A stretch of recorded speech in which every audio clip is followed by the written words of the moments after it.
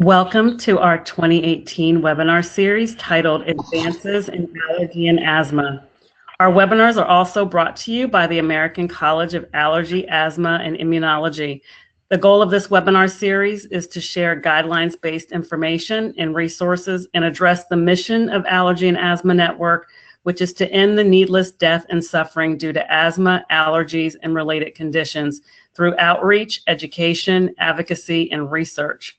My name is Charmaine Anderson. I'm the Director of Advocacy for Allergy and Asthma Network, and today we are pleased to be joined by Dr. Ann Maitland, who will talk about modern living, taking our breath away, a look at asthma disparities.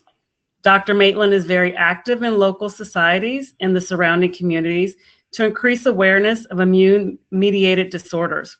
She is also involved with research to continually improve the treatment of allergies, asthma, and recurrent infections. Her clinical focus includes the diagnosis and treatment of allergic skin disorders, allergic rhinitis, which is also referred to as hay fever, drug allergies, food allergies and sensitivities, asthma, and recurrent infections. Dr. Maitland was named one of New York Times 2011 Super Doctors and one of America's top 21 women's doctors by LifeScript.com in 2009.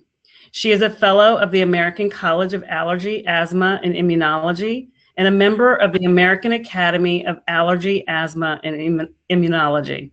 Dr. Maitland is very active in local societies and the surrounding communities, and as she continues to raise awareness, she's also involved with research to continually improve the treatments of allergies, asthma, and recurrent infections. Dr. Maitland, we are really looking forward to hearing from you today, and you may continue. Good afternoon, and I'm very grateful for the opportunity to talk about an epidemic that really has arisen with how we have changed our environment, and that's asthma. So most people think about asthma as an attack, but really it's a description about what goes on in the airways, which may predispose you to symptoms such as shortness of breath, coughing, inability to take a deep breath, or just being fatigued. And this is, by definition, a chronic inflammatory disorder, but doesn't necessarily have to be debilitating on a daily basis. So it's thought that 1 out of 11 of us may have asthma, and understand that this is a condition that is not screened for by pediatricians, family medicine practitioners, internists. Essentially, a lot of us get diagnosed after being dramatically symptomatic, showing up in the emergency department, losing time from sleep, getting hospitalized, and sometimes not even unable to exercise. So it's a variety of symptoms that typically needs to be diagnosed with a really good history, and then also having breathing tests to see whether or not your airways are becoming obstructed and causing decreased airflow. Now, asthma today is thought to be the #1 diagnosis for children being hospitalized or ending up in the emergency department. And although it's mostly associated with children, adults are thought to have an increase of susceptibility to developing asthma as well. And because we don't screen for this, unlike other chronic disorders like diabetes or hypertension, asthma is underdiagnosed. And with the underdiagnosis, a lot of people who have asthma, both children and adults, are undertreated. And so individuals end up losing time from school, losing time from work, going to the emergency department, sometimes being hospitalized. And unfortunately, this is a condition that has a tendency to take lives that can be completely prevented. To get an idea about how asthma is being addressed by our resources, it's important to see that you have undergone a breathing test by your doctor, received the test that's most helpful for identifying whether or not your airways might be susceptible to having ongoing inflammation, and also sometimes constricting down. And then once you have that information, it's important to then get onto a good treatment plan that works for you, that's effective, and minimizes any of the side effects that might occur from medications that are targeting reducing the inflammation and the susceptibility to what's called bronchoconstriction. So there was a really important impact statement put forth by the state of New Jersey in the early 2000s. And it kind of revealed the state of asthma and asthma care in the 21st century. And this was actually from the Department of Health from the state of New Jersey. And it was frustrating to see that here is a mother talking about the fact that she had a chronic condition that was so debilitating. The child more than likely was missing lots of school because the child probably was having problems sleeping at night. That meant the mother and the family weren't sleeping well as well. And then coming to terms with the fact that your child has something chronic, it can be debilitating itself. But what was even more distressing is the fact that she felt that no one was giving her information to diagnose and manage and prevent these attacks. And this is kind of where we are right now in 2018, is that we're not diagnosing it. Once we do diagnose it, people are being given emergency medicines instead of figuring out ways to prevent it. And I'm hoping with this webinar, this kind of gives you some insights on who's at risk for asthma, how we can get it under better control. And this is going to be a multidiscipline effort. It really does take a village. It has to be the environment that you're living in. It has to be seeing whether or not any family members are impacted as well. And in this slide, you'll see that lots of individuals have asthma. And just because they have asthma doesn't mean asthma doesn't have them. Malia Obama, Tamika Catchings, Jackie Joyner-Kersee, who won 5 gold medals in the Olympics, Reverend Jesse Jackson, David Beckham, who's a soccer player. Really, by the time 1997 rolled around, asthma made the cover of Time magazine because so many people were being impacted, if not dying, from not well-controlled asthma. So this translates into a really pervasive, silent source of grief. We have nearly 500,000 hospitalizations. We have all these individuals going to their local practitioners for treatment to identify how not well controlled the asthma is. A lot of individuals end up in the emergency department. As a matter of fact, I just had a patient last week who ended up in the emergency department and had to use epinephrine in order to open up her airways. People are losing time from school as well as work. And generally speaking, a child that has been diagnosed with asthma will miss at least 1 week of school per year because of this not well-controlled lung disorder. And as I mentioned before, asthma still kills. At least 10 people a day, both young and old, are losing their lives. We've had famous individuals, including authors, athletes, Icky Woods, who was a former player for the Cincinnati Bengals. His son died in the driveway. The first African-American chancellor of the New York City school system, within 4 months of starting working for New York City, passed away from an asthma attack as well. And so there are plenty of reasons to kind of screen for the presence of asthma in individuals who might be at risk. And interestingly enough, it's not only the genes, it's also the environment. So this can be a silent disease that really doesn't show its ugly head until you might lose your life. We have, and the sad thing about it is, in many ways, these are healthy children and adults who really just did not know that their asthma was not under good control.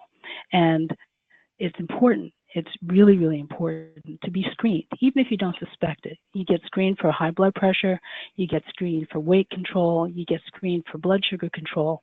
Well, why not see whether or not your lungs are under control in an environment that is constantly under insult because of the air that we breathe?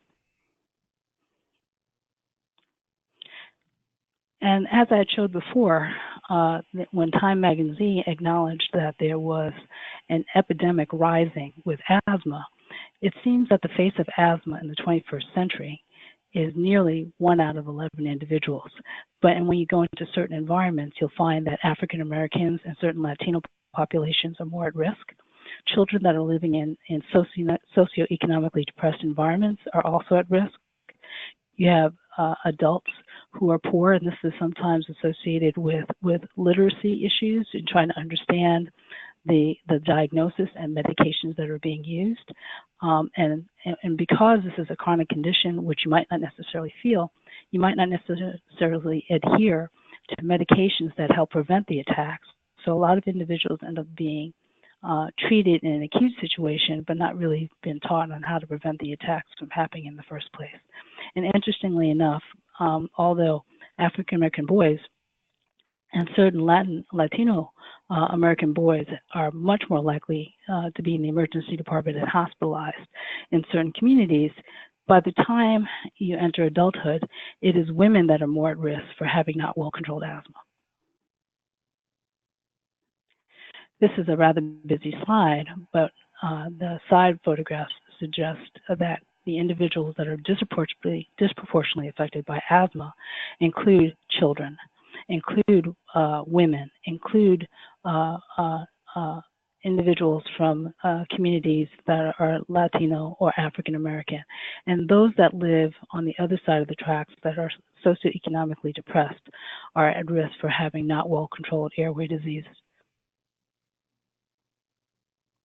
So why are these differences occurring, even though the air quality can be very similar from one zip code to another? But literally, women, Latinos, African Americans, children, and those that are living in lower socioeconomic resources are all at risk for having not well-controlled asthma, contributing to increased morbidity as well as mortality.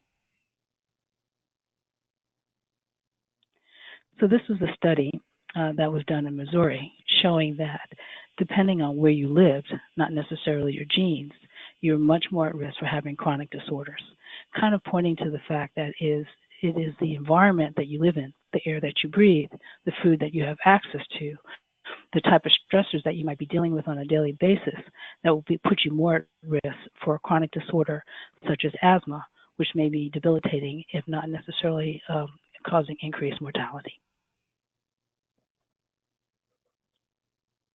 And so there is a new concept to try to understand how we go about this journey in certain environments called allostasis, which is pointing to the fact is how well do you maintain your inner peace, the balance to meet your physiological and psychological needs in the environment that you're operating. And it's based on a very concept that was in the 1960s by Dr. Maslow, who said, if you're able to take care of your physiological needs and then your safety needs and your social needs, you'll be much more prepared to take care of yourself and realize your potential as depicted in this triangle next to the little boy.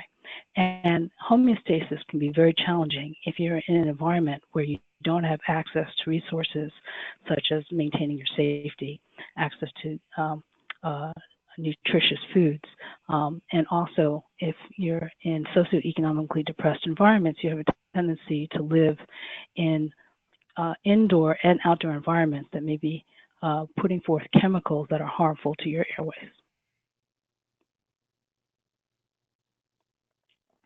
So as you look a little bit more into this theory of allostasis, really, what do you need to maintain your inner peace or homeostasis? You need temperature control, you need a decent amount of water, you need to be able to sleep, you need to be able to breathe to bring in oxygen and get rid of metabolites that break down from metabolism. You need to have nutritious food sources, and you also need to get rid of waste products such that you're not near them, that's compromising your own bodily behaviors. You also need to feel that you're in an environment where you're safe, both financially and physically, as well as emotionally. And this includes having a supportive, nurturing environment, which will then allow you to have the wherewithal and resources to have an idea about how you want to take care of yourself, have dreams, and feel that you are liberated to be creative and tolerant with any challenge that comes your way.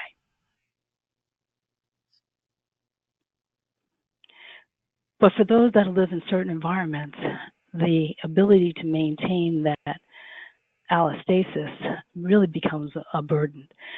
Imagine growing up in an environment where joblessness is a problem, where access to education is difficult, even starting as in kindergarten or pre-K, where you're at risk for physical or emotional abuse, where there is family members that are, or people in your environment that are, you're at risk to violence or loss of your resources. All of this can impair your physiological needs, and that just undermines the foundation that will lead to you having high esteem, self-respect, and the ability to really take care of yourself. And so for certain individuals that live in socioeconomic or poor, depressed communities, they're at greater exposure to violence. They're at increased risk for being exposed to pollution. There are some studies that have shown that if you live within 500 yards of a major road, a Broadway, a parkway, a highway, or you're near a bus depot where you're just having exposure to all these chemicals, this will put more stress for you to try to maintain the homeostatic mechanisms to keep yourself healthy. And this can lead you to increased susceptibility to chronic illness like the development of hypertension, diabetes, stroke, and asthma, and then also not be able to control these symptoms so it doesn't take away from your vitality. So socioeconomic adversity can be as problematic in causing individuals that live in communities where these are people who are more at risk. So you're talking about minorities of color, including African Americans, Native Americans, certain Latino populations, especially those of Dominican descent or Puerto Rican descent, children, women, and generally speaking, those that are impoverished.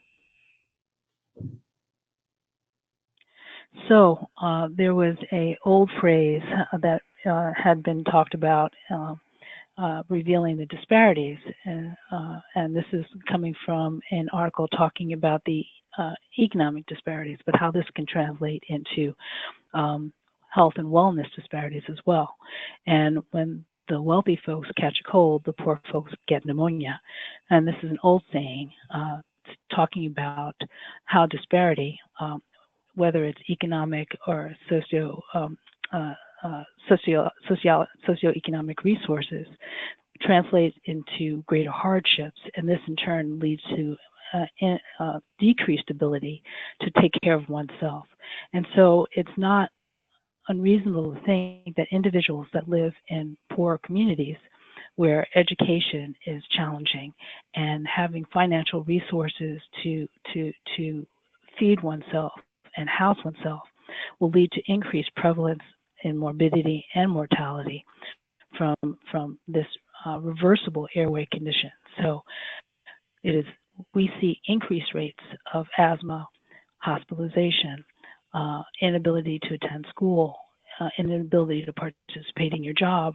We had I just met a woman who actually had to be laid off from her position because her asthma was so not well controlled, and she was ending up in the emergency department that she was unable to hold on to her job that was supporting herself and her 2 children.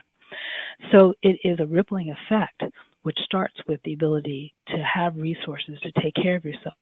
And in certain communities across this country, where 1 out of 5 children are struggling to eat, this translates into less resources to stay healthy and improve the air that you breathe, which in turn improves your health. So asthma was first described a long time ago, but it became much more pronounced in communities which they would describe as bad living, where you had increased exposure to excrement and chemicals that were being emitted from nearby factories and foundries. And it was thought to be most common among those that were poor or living on the margin, which was called, quote unquote, bad living. Move it forward 100 years, and you find that across this country, it really is a tale of 2 cities. Going back to the study in Missouri, they showed that if you lived in a certain zip code where you had more resources, meaning that your house cost more, that your income was higher, that you were much more likely to have an education beyond high school. You were predominantly Caucasian, and as opposed to on the other side of the tracks where your home value was less, probably because of what was happening in the environment regarding what kind of educational resources did you have available, what did you have, what kind of stores you got to shop in order for nutritious food sources. And this was found to be prominently a community that was African American.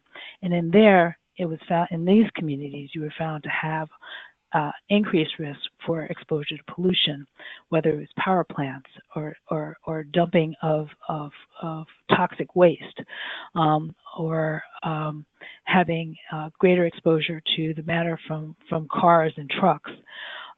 You also were found to have less access to nutritious foods, including fresh fruit and vegetables, as opposed to much more processed foods, which in turn tend to be a lot less nutritious and unable to give you essential vitamins, especially vitamin D, which has been shown to help reduce inflammation as well. It was also found that in these communities, that you will see in the next slide,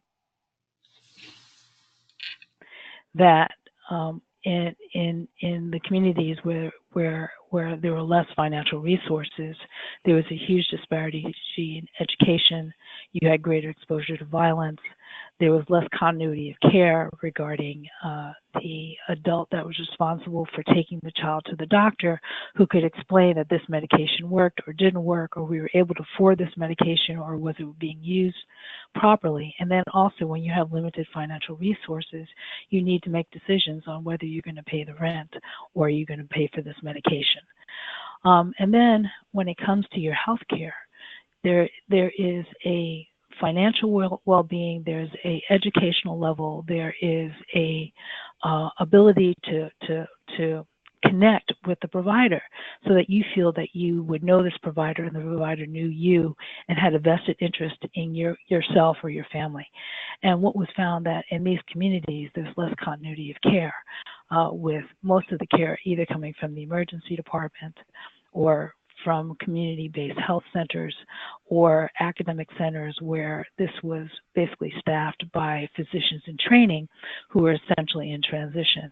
And so basically you had healthcare providers who had few ties to the community, which then would translate into a familiarity on whether or not the doctor knew you and you felt that you knew the doctor, and who had an appreciation of your priorities, whether it's how you wanted to be taken or what access did you have to the medications that would be helpful to keep your conditions under control. So there are several factors that are thought to contribute to the disparity we find in asthma, whether it's the morbidity or the mortality in certain communities, especially, again, African Americans and Latinos, children and women, as well as those that are living near or marginally above the poverty line. And so there are biological differences that I'll touch upon. There are environmental issues that I've already mentioned, but we'll go into a little bit more depth about. And then it's also, again, what resources do you have to figure out what's going on with you, and then how to take care of yourself as well.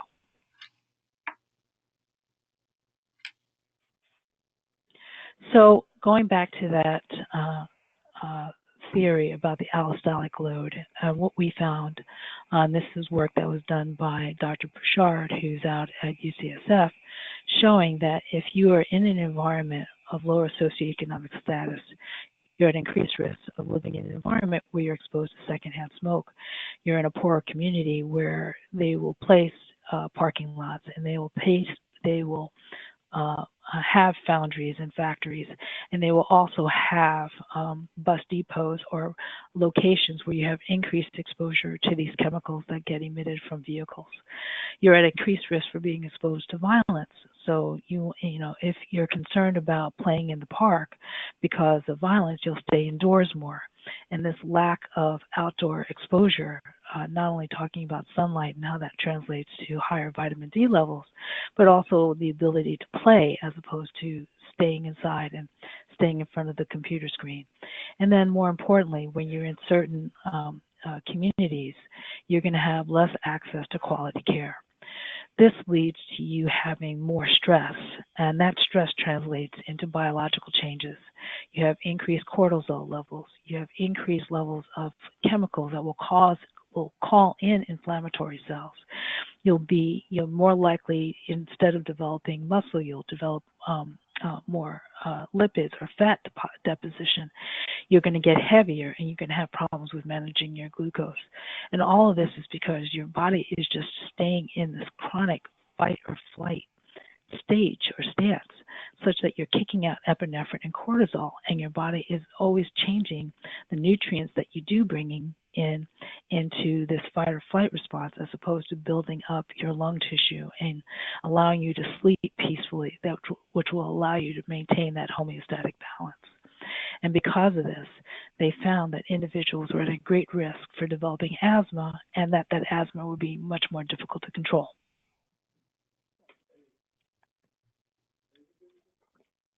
So when we talk about the first circle regarding vulnerability to developing asthma, which is typically associated with developing sensitivities to very strong allergens in the environment, such as dust mites, mold, and animal dander, as well as cockroach. And this might lead to also you having very twitchy airways, which is called bronchohyperreactivity. They have shown that in certain socioeconomic environments where individuals have less financial resources, have diminished educational access, and less access to care, you're much more likely to have asthma. You're much more likely to upregulate pathways in your body, which will make the medications not as effective in controlling your susceptibility to asthma attacks and not well-controlled asthma. When you get exposed to an insult, such as environmental tobacco smoke or an infection, it'll take you longer to heal from that response. And then this ongoing inflammation actually starts to chip away at the airways, such that they've shown, for instance, in children that were shown to have allergies when they're before the age of 6, by the time they are 21, that damage led to scarring, which was worrisome for developing early stage chronic obstructive pulmonary disorder, where you then had a disorder like asthma, which had reversible components. Now you've developed COPD-like features, which is not reversible by any treatments that we have available right now. And so essentially, lower socioeconomic strata living in certain levels of financial and educational depressed environments will lead you into having a more severe, profound form of asthma, which might even take one's life. So when they looked at children living even in urban environments, whether they're African American versus Caucasian versus Asian, they show that it is the African American children that were not responding to the gold standard of treatment, such as inhaled corticosteroids, in responding to getting their asthma under control and reducing their symptomatology. They also showed that the African American children were much more likely to have smaller airways because their lungs were tight from the ongoing insults from the environment that they were breathing in, and also their impaired ability to heal once they encounter these insults. And they were much more likely to develop allergic inflammation. So, and that translates into you end up developing an antibody that recognizes mold or animal dander or dust or cockroach. And then every time you see it, the inflammation is much more profound, and that will impact how your lungs respond to medications to try to reduce the susceptibility to asthma attacks. So it's a much more greater inflammatory burden in order to try to get your lungs under better control, and that you felt that your asthma was not interfering with your ability to sleep or interfering with your ability to go to school or work, and that you weren't ending up in the emergency department or worse. When they looked at individuals regarding their development of asthma with susceptibility to allergic inflammation, they found that African American children, as well as children who are either of Dominican heritage or Puerto Rican heritage, were much more likely to develop susceptibility to allergies to dust mites and cockroach and pollen compared to Caucasian children. And with that allergic inflammation, they were shown to be much more sick in requiring more emergency department visits, requiring much more visits to primary care to try to get their symptoms under control, and led them to having increased morbidity and mortality, as demonstrated by that one story that I told you regarding the ex-NFL player's son who died during the summer after a football practice. So to kind of get a better portrait of the environment of children that are living in lower socioeconomic status, this was a study that was first published in 1997 by Dr. Katan and his colleagues. It was the National Cooperative Inner-City Asthma Study, and it really kind of gives you an idea about how sick these children are and the environment that they were living in that was contributing to them to having not well-controlled asthma. Again, it was shown that these individuals had a compromised nutritional state, that they were much more likely to be exposed to pollution that was detected actually in their bodies, and that they were at increased risk for exposures that would cause them to develop asthma and also to have a more severe form or not well-controlled form of asthma. So this study had over 1,500 children.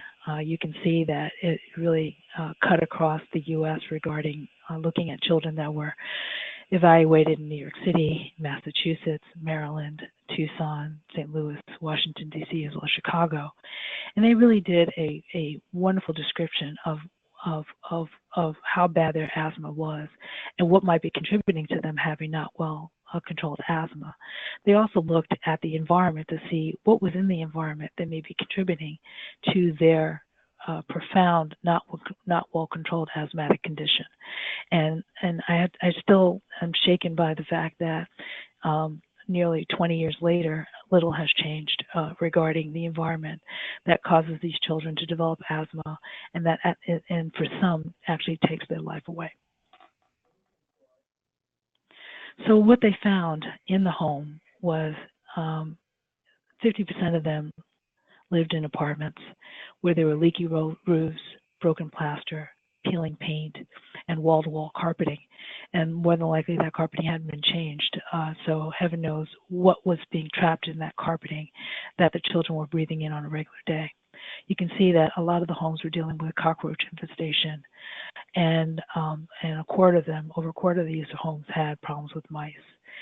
And also, what was also very disturbing is that nearly 59% of these homes had at least one smoker, and they were able to detect in nearly half of these children the presence of tobacco exposure in their urine. Also, they did air quality samples, and they showed that these children were exposed to particles that were normally from vehicular traffic as well as from foundries. So they were breathing in chemicals that could also cause damage to the lungs and also promote ongoing inflammation. And this in turn would cause them to have not well-controlled asthma. And you can see that the environment that they were in, that these children were sick. They were wheezing a lot. They were not playing as much because they didn't feel well. They weren't sleeping well. And if they weren't sleeping well, that meant that the parents or the caretakers were not sleeping well because they were monitoring their children. And you can see that they were losing lots of time from school over a 3-month period of time. And what's dramatic about these studies is that you can see that, especially in the fall with the change in the climate, that's when you would see increased emergency department visits and hospitalizations for asthma exacerbations in these children. So this kind of sums up what was happening with these children, and then what access to care that they would have. And this translates into if you don't have regular income or don't have insurance, you're much more likely not to be seen by a specialist. You're much more likely not to be able to have medications that would reduce the inflammation that was contributing to your asthma not being under great control. And because you didn't see a specialist, you were unable to have education regarding your condition or treatment options, including reduced exposure to airborne chemicals and irritants, whether it's environmental tobacco smoke or identifying that you had sensitivity to cockroach or dust or mold, such that you could take it back to the housing authorities to kind of address improving the quality of the home that they were living in. There was a subsequent study done by the National Cooperative Inner City Asthma Study where they actually obtained a grant, went in and did education about smoking. They went in and repaired the apartments. They went in and addressed the issues with the cockroaches and mice. And just with these environmental changes, they were able to improve the control of the asthma for these children. So we can see that there is something that we can do, not only providing medications, but also educating regarding the benefits of tobacco smoke and supporting removing the smoker from the home or educating them on how to quit smoking so you reduce that exposure. Getting the apartment cleaned up, having the landlords take ownership of the properties that are being supported by our local resources, such that these children aren't ending up in the emergency department, that they're able to attend school, that they can then work towards their dreams, that parents are able to go to work and not be able to lose their job because they're not breathing well. This all translates into a domino effect that is not being broken by current efforts. So we have a lot to do when it comes to not only identifying individuals that are at risk for asthma, but also repairing the medical home that's needed for a chronic disorder like asthma. And as was mentioned in the previous study, these children, especially the African American and Latino children, were much more likely to use the emergency department and be hospitalized. They were less likely to use inhaled corticosteroids that would reduce their susceptibility to asthma attacks. And they were much more likely to be dependent on a rescue medication like albuterol, which really just gives you temporary relief but does not get at the cause of what's causing you not to breathe well. So efforts need to be focused on the diagnosis and then also education and management in order to help them reduce the asthma epidemic that is so prevalent in these communities. So just again reiterating what happens when you don't have the resources, both financial and educational, in order to get asthma under control. You're less likely to be insured. You're less likely to know the doctor and the doctor to know you. You're less likely to see a specialist. You're less likely to use medications that are important for reducing the inflammation that's being brought in by the environment. Because, and interestingly enough, for allergy immunology specialists, there were 2 studies that were shown that a lot of practitioners don't know that allergy immunology specialists are able to take care of children that have asthma and also have the ability and the time and the resources to educate on how you can modify your environment to reduce your exposures, how you can use certain medications to keep your asthma under control and when to use them. And because all of these resources were not available, it's not surprising that a lot of these families will report not well-controlled asthma and a poor health status. So, broken home, no regular checkups, no screening, health records were scattered between different clinics, the emergency departments, and hospitals.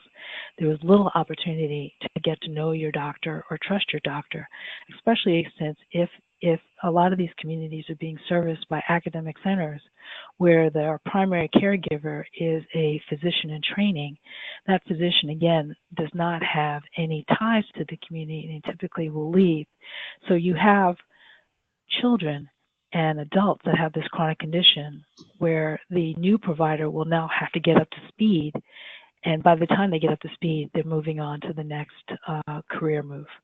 And so there's lack of partnership has led to poor health status, has led to a crisis mode where patients will essentially show up in the emergency department having a major asthma exacerbation, if not intubated or dying, simply because we are not making, as a village, making a more concerted effort to diagnose, treat, and rebuild a medical home that's so essential for identifying individuals that are at risk for a chronic disorder like asthma. Dr. Maitland, we're going to, I'm just giving you about a 5-minute warning just so we have an opportunity to have questions. So it is, as it says here, in order to repair this house, this medical home, it's going to take a village.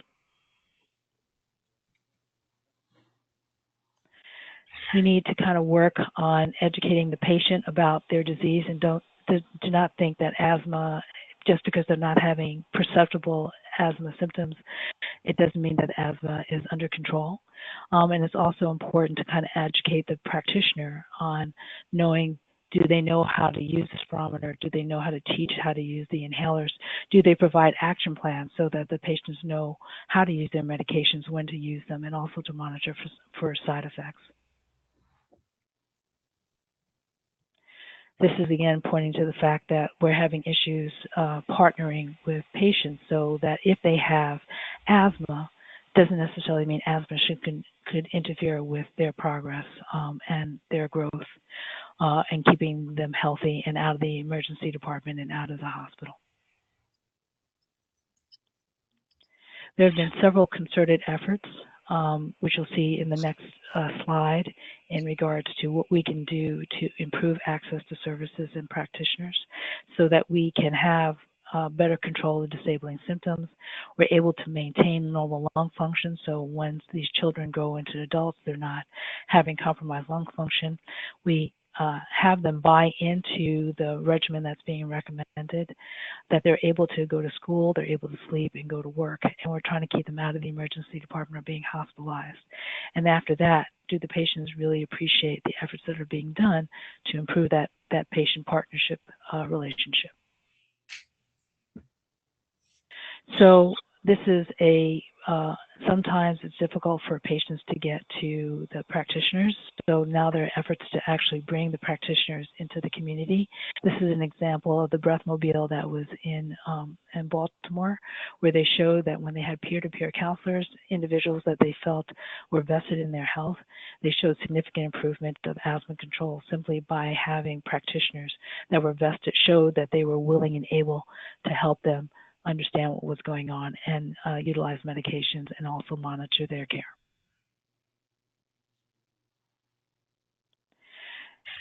This is another program that was done by Dr. Leroy Graham, who showed that if you partner with communities that are established in these neighborhoods, you can then improve awareness about susceptibility to asthma, identify individuals at risk, and then also improve the health and wellness of these communities by partnering with institutions that are already quite entrenched in these communities and doing good, such as faith-based communities, such as churches, synagogues, as well as mosques. And by doing that, where you have more access to effective care by screening, educating, and treating, you can reduce the burden of asthma. You can reduce susceptibility to the exacerbations. You can reduce the mortality simply by providing better education and better access to resources that are informed about asthma and how it can rear its ugly head. And I'm going to stop here just talking about the fact that, you know, we have shown that when you have access to care, such as Child Health Plus, which was actually part of the midterm elections, that was so influential in making sure that you had access to practitioners and access to medications, you were able to show better control of asthma more frequent visits, reduce susceptibility to asthma exacerbations that would end up in the emergency department or hospitalized. So I want to thank all of you for taking the time out of your busy day to try to understand that asthma, it does not discriminate, but if you live in certain communities, you're much more at risk for having this disease that can take your life, and it does not need to be necessary. Thank you. Thank you so much, Dr. Maitland. What a great presentation. At this time, we will take questions from our listeners. If you can look down on the side of your screen, there's a question box in the control panel that you're welcome to ask questions. I do have a few for you, Dr. Maitland. One of which is, can you comment on the reframing of the problem of asthma through the lens of social determinants? You spoke a lot about, the genetics or the hereditary factor, but, it is, we're finding it very prevalent when you look at it from the social aspects of, as you mentioned, from a low income standpoint, educational level, but just can you speak to that from just the views now of just the exacerbation of asthma in those various communities? So the biggest issue is a lot of families that are living in these environments are not even screening for asthma. So a lot of these individuals end up get the diagnosis of asthma in the emergency department, and because the emergency department doesn't know where to send these individuals, there's no continuity of care. And so for any chronic condition, there has to be, and they have shown that if you have more education about what this disorder is about, if you have the ability to understand how to use these medications, and you have the resources to modify the environment, for instance, whether it's using allergen encasement covers or having the resources to reduce the exposure to cockroaches in the home, which was shown to be a huge determinant in causing chronic inflammation. But also, it is these communities that do not have the resources to have certain large institutions placed near their homes. And I'll give you the example of in New York City, where Harlem is kind of ground zero for asthma. And from 96th Street to 168th Street, east to west, you have nearly 300,000 individuals, but you only have 2 allergy immunology specialists. Most of these practitioners who are trying to take care of these patients don't have access to either pulmonologists or allergy immunology specialists. And then it was the 2 communities that were unable to fight the placement of a bus depot and a garbage refinery, which now sits on the Hudson River at 145th Street, where you can smell the sulfur rising from this. They cannot prevent these institutions that are spewing out toxins in the air for causing them to be more predisposed to developing asthma. So there is an issue regarding what can we do to better improve the air quality, both outdoors and indoors. What can we do to better improve access to care that is more knowledgeable about screening for asthma, and then also educating either the adult or the caretaker of the child that's impacted. All of this is translating into less exposure, less continuity of care, greater risk for being exposed to things that can cause you to have asthma and worsening asthma, and also not being able to recognize when you should help yourself. We had a child pass away on the phone. She didn't even know who to call when her asthma was getting worse. So there's a huge issue regarding disparities being strongly correlated to socioeconomic status, regarding financial resources to where you live, access to care, the ability to pay for medications, which is another huge issue as well. And until we tackle the public policy, the housing issue, the access to insurance, and the access to practitioners who can then educate the families and partner with the families in order to reduce their reduce the insult and then get the inflammation under control, this epidemic is not going to go away. If anything, it probably is going to get worse if it hasn't already. And to your point about screening, someone asked, what is the American Academy of Pediatrics stance on screenings? Have they commented at all? No, they haven't. And if you look at any pediatric general medicine textbook, in preventive measures, getting a CBC with a differential where you look for the presence of eosinophils is not requested. Looking for a serum IgE level is not requested. A peak flow is not required. So a lot of these children end up getting diagnosed with asthma after they have an attack. Mm-hmm. And so there's no ounce of prevention, and it's all putting out the fire once it happened. And I'm going to give you a couple more questions, but another question is, we're seeing more e-cigarette use in our society. Is there evidence of secondhand smoke type effects with asthmatic children of those who use e-cigarettes? And I'll also add to that, Dr. Maitland, to this question, we at the network are also getting phone calls about even the legalization of marijuana and the, secondhand smoke that's coming from that, particularly in multifamily housing. So if you could comment on, again, just the question that was posed about e-cigarettes, but if there's any comments you'd like to share in regards to your experiences with your patients as it relates to, marijuana usage now that's becoming more prevalent in the States. Well, I have to tell you that the data is just starting to come out regarding marijuana use, because it takes a lot for families to admit that that's what they use.